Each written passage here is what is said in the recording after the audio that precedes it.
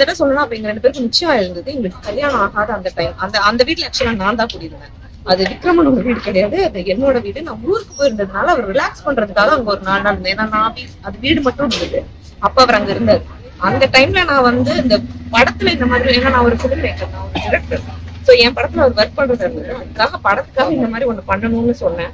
அப்ப வந்து அவர் வந்து தயங்குவாரா அப்படிங்கிறதுக்காக, அதை இப்ப நீங்க ஷூட் பண்ணி எனக்கு அனுப்புங்க, நீங்க இப்ப ஸ்கிரீன்ல அப்படி நடிப்பீங்கன்னா இப்ப நீங்க பண்ண முடியுமா, பண்ணி காட்டுங்கன்னு சொன்னேன். சோ அதுக்காக அவர் வந்து பண்ண ட்ரை பண்ணாரு.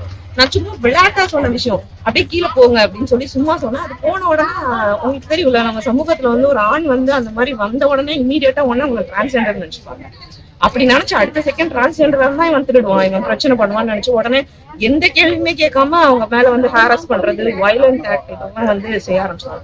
அந்த மாதிரி ஆக்சுவலா செஞ்சாங்க. உண்மையை சொல்லணும்னா ஒரு விஷயத்த சரியா விசாரிக்காம இமீடியட்டா ஒருத்தரை வந்து புடிச்சு ஹாரஸ் பண்ணி தாக்கியிருக்காங்க. ஆக்சுவலா அவங்க பண்ணதுதான் சமூக குற்றம்.